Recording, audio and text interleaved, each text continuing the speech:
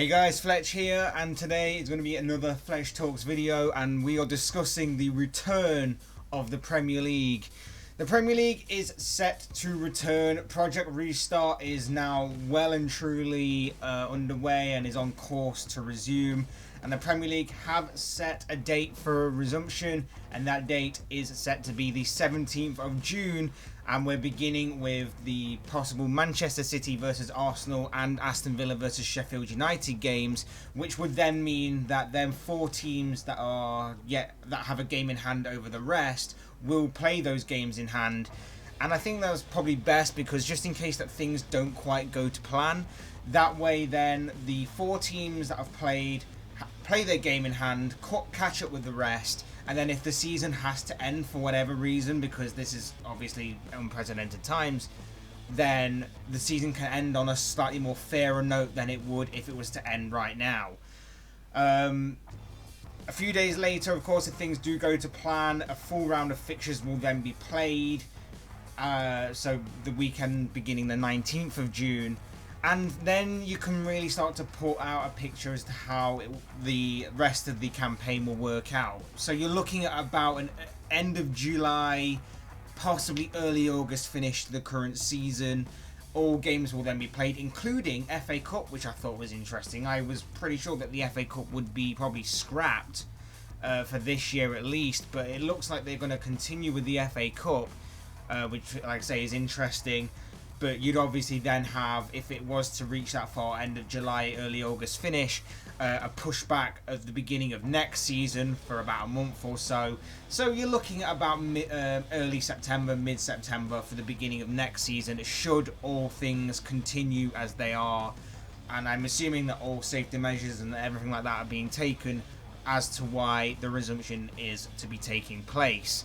Now, of course, there is a small benefit to this in the fact that all remaining fixtures will be broadcast on some sort of channel, whether it be Sky Sports, BT, Amazon Prime, which they've been using this season.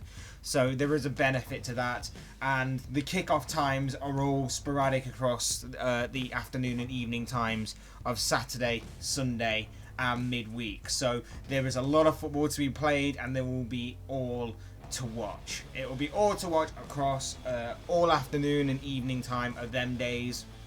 Now, a number of games are being said to be wanted to be played at neutral venues. Liverpool especially are a team that are being advised by police to be put behind closed doors on neutral venues, because they don't want Liverpool fans to sort of congregate together, especially seeing as though it seems extremely likely that Liverpool will be winning the Premier League this year. So they don't want fans of Liverpool to congregate. But if there are a few people that decide to, I don't think putting them at neutral venues is going to do that. They'll probably go on the streets of Liverpool anyway. So that will be interesting to see if that goes ahead. There's also a couple of other games that they want to be played behind closed doors. So it's basically the build-up to Liverpool winning the title, if that is to happen, or when that is to happen, and then beyond that, maybe one or two games as well. This, of course, was something that caused a bit of controversy amongst most teams, because they felt like this was going to be a loss to them of their home advantage. And I didn't quite understand that argument, because when you talk about a home advantage, you mainly talk about fan support. Of course, with it being empty stadiums, that's not an issue. So I don't really feel like a loss of home advantage is really a strong argument to have when there is going to be no fan support anyway. So it's going to be the same for both teams. If anything, it balances the playing field out completely. Yes, I understand that, of course, earlier in the season you had that home support, but it's not there no more. We have to move on. This is what's just going to happen. So I don't quite understand where that argument's coming from. And overall, look, are we surprised that the Premier League is coming back? No. That should be the obvious answer. From the beginning of everything stopping, the Premier League, you could tell that they were going to do everything in their power to get England's top flight division back to normal. You could tell that. They were going to try everything within their power to make the return of the Premier League happen. And I think a major contributing factor to that is obviously money. I think money has played a lot has played a massive role in a reasoning and a reason behind getting the Premier League back, because let's face it, there is a lot of money at stake for everybody involved in this, whether it's governing bodies, clubs themselves, TV rights deals, whatever. There is a lot of money involved for everybody to lose and back out on and things like that, and I think that played a major contributing factor to a reason why that the Premier League would do everything in their power to get the game back. Yes, you could say that the morale of the country and the morale of the fans, having that being boosted, is another reason as to why they brought it back. But let's face it, it's a bit of a spin, isn't it? Because although it will never be proven, money would have been a big factor here, definitely. The argument as to bringing it back doesn't really, has took a bit of a hit, obviously, with the 3 rounds of testing that has returned from the Premier League already. Apparently there's been 12 cases of people from various clubs testing positive for the coronavirus, which hasn't helped, but when you consider that it's a small number in comparison to the amount tested, it's not a huge deal. It only becomes a huge deal if it becomes fatal, which of course nobody wants.